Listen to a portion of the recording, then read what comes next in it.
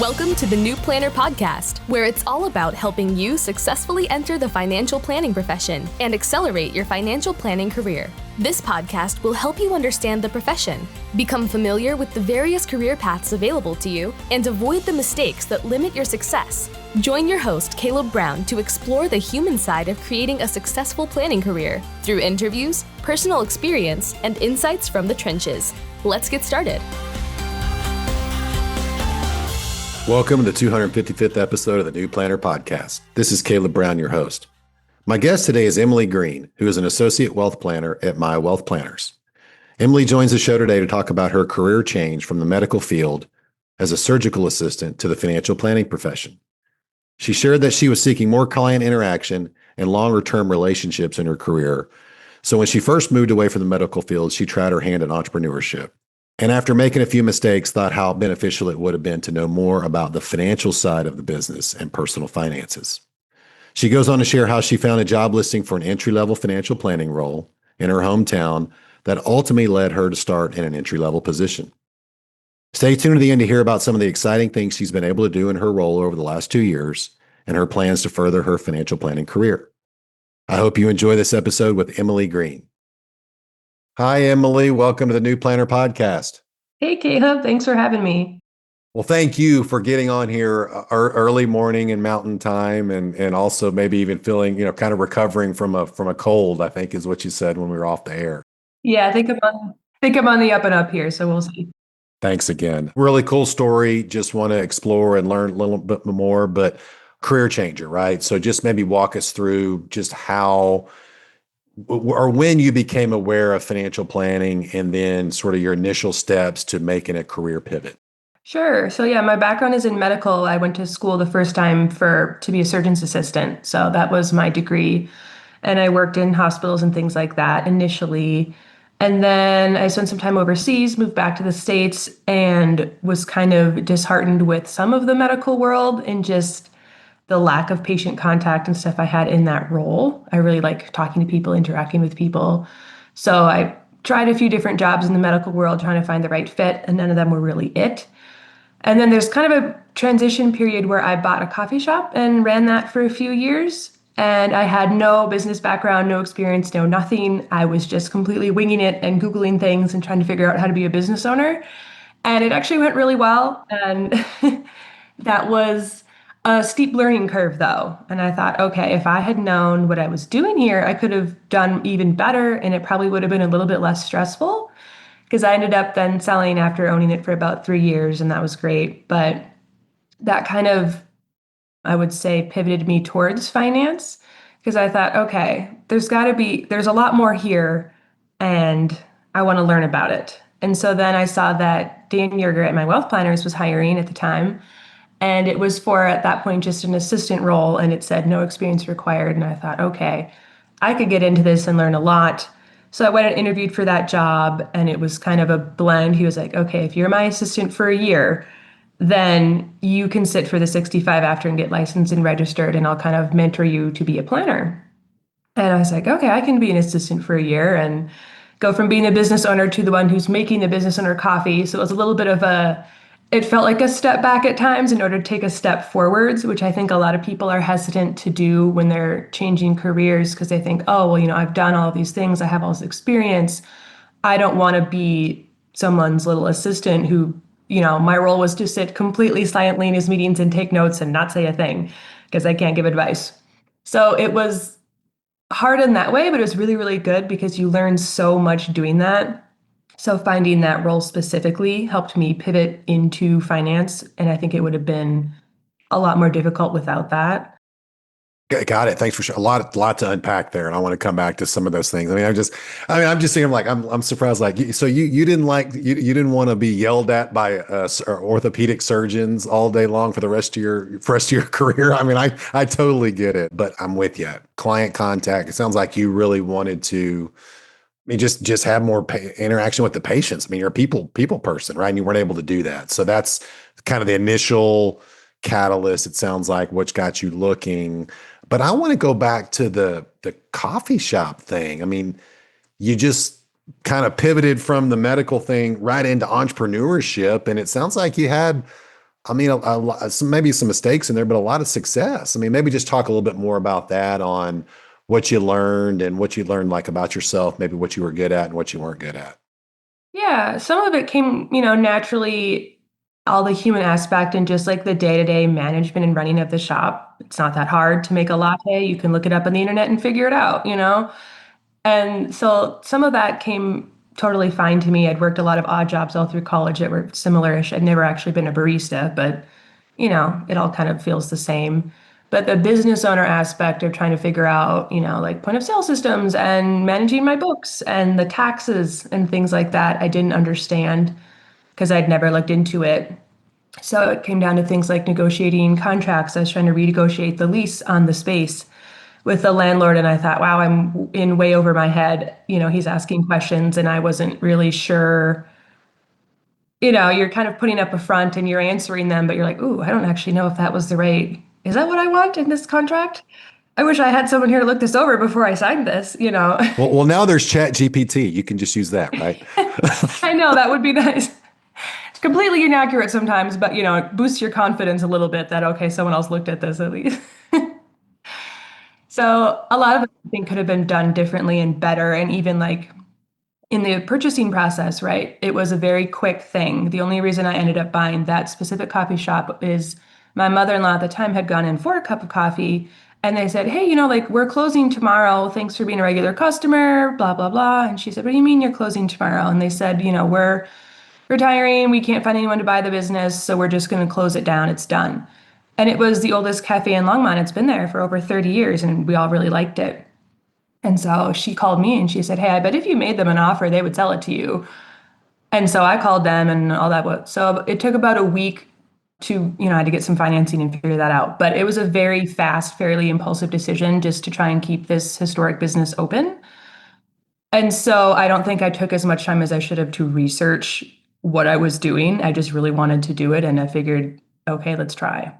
I mean, is that your personality? It's not like just let's just get in there and try it. Just go for it. I mean, like in Colby speak, we would call that quick start. You have a lot of just quick start and just is that sort of how you see yourself? Yes, I do. Yeah. Like when I spent time overseas before I moved to Colorado, I moved to a country where I didn't speak the language. I didn't have anywhere to live. I didn't really have anything lined up. I just landed at the airport and thought, oh, well, I got to figure this out. Wow. So that is kind of my personality to just try it. And do you think when your back's against the wall, like, I mean, is that, and maybe this is kind of a loaded question because but I mean, are people more successful when their back is against the wall versus it being a little bit more in a safe environment where it's comfortable? I think it depends on personality. Overall, yes, there are certain people, and I've done it at times where your back's against the wall and then you get too stressed out. And so you're not thinking calmly and clearly and you'll make a mistake. But I do think most of the time, if you push yourself, you can figure it out. It's amazing because you have to. And I think there's something to be said. It boosts your confidence when you're like, okay, I don't actually know how to do this, but hold on here. I have resources. I have a brain and a healthy body in most cases, at least, I do. And it's like, okay, think, what do you need to do first? You can prioritize things. What do I need to learn about? What are my channels that I can learn from, which are the highest quality? Let's go there. Like, you can get into that routine and it can apply to any situation that you're in, whether you're in another country or a new job or you're trying to pivot careers or whatever. Well, we all get comfortable, and I've talked about this before. I mean, it's like you need someone. You don't realize your full potential usually unless you have someone push you to the brink, right? Or Hmm. throw you in the deep end, whatever it is. So, and Yeah. let's maybe transition into that. So, like when you joined, so you saw the ad. I mean, dance. I mean, it's in Longmont, so it was a local business. Is that what sort of like which attracted you to it, and then being entry level? Yeah, yeah, definitely that it was local. I'd gotten very invested as a coffee shop owner. We were on Main Street with all the other local business owners. And at this point, it was during and post COVID. So everyone's, in that hopped on that train of let's shop local, let's shop small, which was great. And I really like that Dan and my wealth planners really emphasized their local community and things like that. The entry level, obviously, and also the way that things were structured at his company, that it's fee only. It wasn't a commission salesy kind of finance firm, which was not what I was looking for. So I liked that part of it. Was that your general impression of financial planning firms as the sales side and products? Yeah, definitely. I wouldn't say beforehand I had a super high opinion of it because I didn't really know a lot about it. And so I was a little anxious about jumping into that world. I wanted to make sure that it was how it was being advertised to me. I was a little doubtful at first, but then it turned out to be true, so it was okay. Well, I know as an entry level position, I know Dan's a good mentor. Talk to us about that. I mean, there's still expectations though. Like, I mean, you had to get up and to get the speed pretty quick. Yes, very quickly. Dan, thankfully, as you said, he must enjoy it. I don't know how else to explain it, but for that whole first year, we spent hours every day. I would have a list of questions on my computer after all the, meetings and stuff we'd gone over that day. And he would come and sit out. My desk was the reception, so there's like a chair and a couch out there. And he'd come sit on the couch and he's like, "All right, what do you got?" And he would answer my questions for hours and he would give me books to read and podcasts to listen to and just tons and tons of material. And he teaches the retirement planning class at CU. So I tagged along with him to school. I wasn't actually enrolled. I didn't get credit for it, but I took his class, sat in the back and, had to take all the tests and the midterms and do the final project. He treated me like a student. I just didn't pay for it to So get it was a credit. full audit then, full audit. That's Oh great. yeah. Yeah, he graded me along with everyone else and he was like, "This is how you did in comparison to everyone else in the midterm." Like, you know. So he was good about giving me a ton of education and, sitting in all his meetings with every single one of his clients for the whole year. That's every quarter you kind of cover everything. And I found just the more I asked, the more we get into it, have these very, very long conversations because I would ask one question about something else and I'll just keep asking them. That's kind of my personality. I will not leave him alone until I've thoroughly exhausted the subject. And I learned so much that way. I think when you're new somewhere and you're doing something new, that should be like your main focus is asking as many questions as possible from someone who knows what they're doing. And talk more about that. I mean, what would you said you were in every single client meeting, which is amazing. That's exactly how I got started. And I feel like that was just on the job. I mean, on the job training on steroids, right? It was amazing. Mhm. So what was your role? What were you doing in there while he was talking with the clients? I mean, he already knew most of these people, I guess, if they Mhm. were, unless it was a prospect meeting. Yeah. So I was, quietly taking notes. He had told me, you can say hi or whatever, be nice, but don't say anything because you have to be careful with giving advice or answering questions. So I was primarily quiet the whole time, writing down everything that was happening and note taking for him, which was helpful because, of course, we archive the notes, but then also I would make kind of a separate section of questions that I had, things they were talking about in the meeting that maybe I'd never heard of before, I didn't understand, or, he would reference something very briefly and I was like, "Oh, I don't know what that is." I'm going to ask him afterwards. So, some of the meeting I spent Googling what he's talking about and saying, "Oh, okay, this is where we're going with this." I don't know what a 1035 exchange is. I got to remember to ask about that. And then after the meeting, he was pretty good about as long as there wasn't another meeting immediately blocking off time to answer all my questions. He kind of buffered his calendar.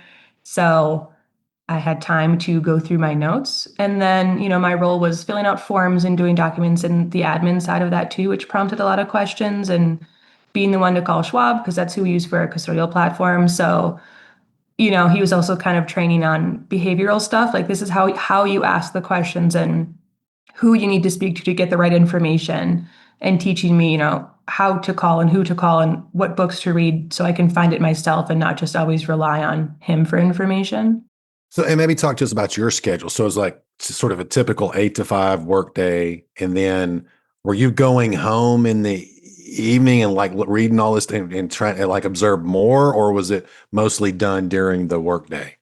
He told me to just do it during the workday and not work overtime because he's really good about trying to set boundaries. I definitely did bring books home when he wasn't looking and read them and then would put them back on his shelf because he was trying to be so nice and he was like, don't work outside hours. And if there was downtime, if there wasn't a lot of meetings scheduled, he encouraged me, he was like, read at your desk or, watch this, webinar that he signed me up for or whatever. So any downtime I did have was spent studying at work, but definitely outside of work as well. Especially then once I went on to try and get licensed and registered at the end of that year, that also took a lot of time at home. What's been the funnest or most interesting thing that you have done or experienced over the last 2 years in the financial planning career? I really enjoy watching him and planners work with clients they've had for a long time where they have that close relationship and they're actually, friends. He's genuinely friends with a lot of his clients he's had a long time. And that kind of solidified for me that this is the right industry. This is what I want to be in. It's not, slimy finance, sales, pushing products like I was worried it might be. There's certainly, you can do that if you want to, and that's fine. But what I was looking for was that human contact that I wasn't getting in surgery. Well, they're unconscious and they're under a drape. You don't even see their face. And then I loved that at the coffee shop, that human interaction every day. And I thought it would be very draining, and it can be, but it motivated me. And so seeing that actually is the case, that, oftentimes you have long-term clients that you get really good relationships with. I was like, okay, this is a good fit. This is worth putting all this time and energy into. And unlike the medical, which is reactive, this is proactive, or at least good financial planning, the way I think it should be done, is proactive, right? I mean, there's still a lot of people that do it reactively, and then you still get the client, you still get the intellectual challenge, right? Like a doctor would. And you still get the client customer facing like you would at the coffee shop. So you've just kind of combined the best of both worlds in your prior two stops. Yeah. Well, so what are you working on now? I mean, so you started as let's just make sure I have this, like, assistant, and then you moved up to something else. What did you move up to? Yeah, so now I'm an associate financial planner there. So I'm licensed and registered, and I work with, I have my list of my own clients that are mine. But of course, because I'm an associate, everything is reviewed, and kind of Dan looks at it before you do anything, or before any, trades are placed or anything, since I'm still in that associate role. So I'm studying and going back to school. Actually, I'm getting a bachelor's now in personal financial planning specifically. And then after that, I plan to sit for the CFP, which theoretically will be end of year next year if all the classes are completed on time. Congratulations. I mean, how has that transition been? Sort of, you've been out there, you've lived life, you've traveled, you've done things, you bought and sold a business and did really well, like, and now you're going back and getting an undergrad degree. I mean, how has that been? How's that transition been? It feels a lot like going from business owner to Dan's assistant making coffee. It's like now I'm in my 30s and I'm in undergrad again. And, all the kids in my class, it's all online, but there's like the discussion postings you have to do. Oh And yeah. it's all kids who are like, yeah, I'm so excited to learn about leadership skills in this class. I'm going to learn a lot. And I'm like, oh, okay, like I'm sure there's still things that I'm learning in some of these classes, but it is a little painful at times to go back and be back in undergrad at this age, but I think it's good, and I'm learning plenty in the classes. So that's just what you have to do. Take a step back, take a step forwards. And why do all this? Why make all these sacrifices? Because this is certainly not the easy road. No, I like to be very good at what I do. I don't like to kind of just halfway know and guess and feel like, this is probably right or this is close enough. That doesn't work for me. So I like to have a lot of education for whatever it is that I do, despite my tendency to be impulsive in my decisions. Then when I make them, I do want to commit to them very fully and do a good job. And so, as an associate, of course, Dan looks at the things that I do and approves them. So I have that safety net. It's not like I'm going to make a mistake that causes client harm. That's not going to happen. But I want to get to the point where I can be a planner, like a traditional planner myself one day, and know that I'm doing a good job, even though no one else is double checking it. That's really important. So if I have to go back to school and spend all this time and money, fine, it'll be worth it in the end. Challenges. I mean, what's been the biggest challenges for you in this transition?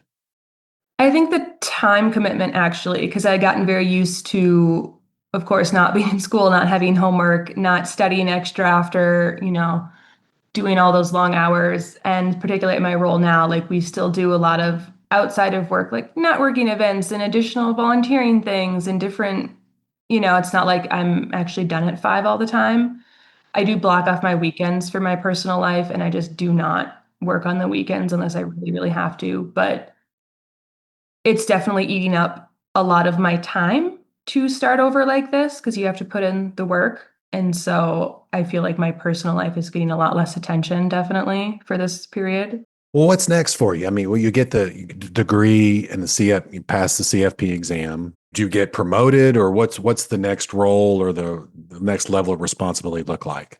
Yeah, so the next role, I don't know if Dan's ever talked to you about this. I know you know him, but he's got that whole diamond tier thing, right, in his mind. Yeah. So you're at the bottom of the diamond for people who are just listening, and then you work your way up to one of the either sides of the diamond, Mm-hmm. From either analyst or associate up to planner. And then the top of the diamond is like a lead planner. So theoretically, you get the education, fulfill all the other requirements that there are, and you work your way up but you're always kind of leading a team of other staff of other people and are therefore mentoring the people below you. He structures his company, as he always says, like a teaching hospital. He's like, I brought you in, I mentored you, but now I want you to do it for somebody else. You have to pay it forward, because his whole thing, if you ever follow him on LinkedIn or anything, is, there's a shortage of people in this industry. We need more diversity. We need more young people jumping into it. He's made a joke at the office all the time. He's like, there's enough middle-aged white guys in finance. Like, we need some other people in here. So, there's this. I won't take offense to that, Dan. Yeah. I appreciate that. Yeah, I know. Speaking of himself too, so I don't know if he's allowed to say that more than I am. But there's that requirement then to pay it forward and educate other people. And we have interns. We had an intern this summer, so that was kind of a priority. He's like, okay, when you're doing stuff, as long as it's not like school stuff that's irrelevant, bring her in, show her how to do it. It's going to take twice as long. Have her hold the mouse and do the clicking and tell her how to do it. And that's kind of how it'll probably be, is we'll always have interns and continue to grow and hire on more people and help other people get into the industry that want to.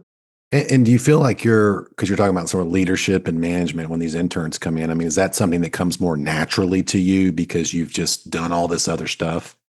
I don't know. I suppose certain aspects of it do. Like the teaching part and the encouraging part, I do well with. I have a trouble with the part if they do something wrong. I hate to tell them that. So I have to almost brace myself and be like, oh, actually, this is completely wrong and you have to start over. I don't like that part of mentorship, but it is an important part of it. So framing it in such a way like, okay, this isn't correct, but we learned a lot. This is actually how you're going to do it now. And, re-explaining things that they've forgotten or whatever it is that they need. I definitely have that gentler, more supportive approach, but I found that it still works. Yeah, I mean, maybe some, tough. My approach is tough love, right? I mean, you got to get this figured out. Hey, you'd mentioned the Diamond team, the Angie Erber's Diamond team stuff. So the Kitsis, I don't know if you guys saw this. The Kitsis team came out with the triangle team. Uh-huh. So this new research saying this is like more efficient. So still diving into that, but it looked like they did some pretty thorough research. So we'll link to that in the show notes. This has been great, Emily. And again, Dan's right. We need more people like you. And that's one of the reasons why I want to have you on the show. And man, you're doing really cool stuff and we're glad to have you. Any final tips or comments or anything that you might have for the New Planner audience? Speaking to career changers, because that's what I am, you have to take that step backwards. I know we've talked about that in the show, but you have to be willing to take a pay cut or go back to school or take a job that might feel beneath you. I mean, it's not, there's no hierarchy. It doesn't matter, but it might feel like it. And then be prepared to put in the work for a little while, for a few years, for sure. But, it's worth it to do it. It's not a waste of time, even if it feels frustrating. It will then accelerate you forward quite a bit more in this new career that you've chosen, if that's what you've decided to do. Emily, thanks so much for coming on the show. Yeah, thanks for having me. Thanks for joining us for this episode of the New Planner Podcast. If you're ready to discover the top career paths for financial planners and see which track is best for you, we created a free guide to help you. Grab your copy of the Financial Planner Career Roadmap at newplannerrecruiting.com/roadmap. There, you'll also find more tools and resources all created to help you build a successful financial planning career. Tune back in next week for another episode, and until then, we're here to help you succeed.